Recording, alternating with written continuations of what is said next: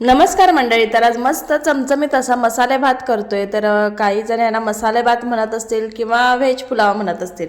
काय म्हणता कमेंट बॉक्समध्ये नक्की कळवा. तर सगळ्यात अगोदर 2 चमचे तेल घ्यायचं, त्यानंतर 2 तमालपत्र कुस्करून टाकायची, त्यानंतर दालचिनी, मिरं, जिरं सगळं जे काही तुम्हाला मसाले घालायचे ते याच्यामध्ये ॲड करा. छान परतून घ्या आणि 2 मध्यम आकाराचे उभे चिरलेले कांदे घातलेले आहेत, ते देखील आता व्यवस्थित परतून घ्यायचेत. कांदा थोडासा मऊ झाला का पिकलेला मोठा एक टोमॅटो याच्यामध्ये घालायचा आहे आणि तो देखील परतून घ्यायचा आहे. तर टोमॅटो थोडासा मऊसर झाल्यानंतर यामध्ये लसूण बारीक कट करून घालायचं आहे. तुम्ही अद्रक लसूणची पेस्टसुद्धा घालू शकता, परंतु मला भातामध्ये लसूण कट केलेला खूप आवडतो म्हणून मी असा घातला आहे.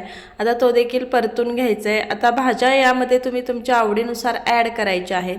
तर इथं मी बटाटा, फ्लावर, त्यानंतर वटाणा आणि शेंगदाणे ॲड केलेले आहेत. आता हे व्यवस्थित आपण परतून घेणार आहोत. अशा छान छान रेसिपींसाठी आमच्या आपलं स्वयंपाकघर आणि आपण या यूट्यूब चॅनलला सबस्क्राईब करा आणि व्हिडिओ आवडत असेल तर लाईक बटनावर क्लिक करा. तर बघा मस्त असे मसाले परतून झालेत.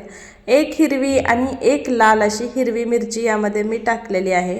त्यानंतर हळद पावडर, लाल तिखट आणि मीठ. आता हे व्यवस्थित आपण परतून घेणार आहोत. यामध्ये जिरा पावडर, धना पावडरसुद्धा घालायचं आहे.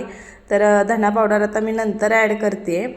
हे व्यवस्थित अगोदर परतून घ्या आणि त्यानंतर याच्यामध्ये आपण तांदूळ घालायचे आहेत. तर तांदूळ धुवून एक 15 मिनटं तरी बाजूला ठेवून द्यायचं आहे, कारण मग ते छान भिजले की भात देखील मस्त असा मोकळा मोकळा होतो.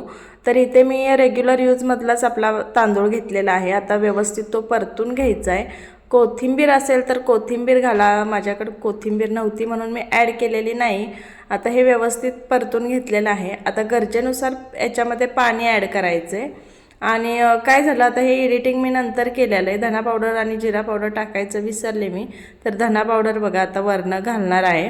तर 1 चमचाभर धना पावडर आणि 1 चमचाभर जिरा पावडर नक्की ॲड करा. भात खूप छान होतो. आता सगळ्यात महत्त्वाची टिप देते आहे. भात मसाले भात करताना निम्मा शिजल्यानंतर कुकरचं झाकण लावायचं आहे. बघा अशा प्रकारे निम्मा भात शिजला आहे आणि त्याच्यानंतर व्यवस्थित सगळं परत एकदा हलवून घ्यायचं आणि मग कुकरचं झाकण लावायचं. यामुळे काय होतं, मसाले सगळीकडे व्यवस्थित लागतात आणि तिखट देखील सगळीकडे व्यवस्थित लागतं आणि 2 शिट्ट्यांमध्ये मस्त असा मसाले भात आपला तयार झालेला आहे.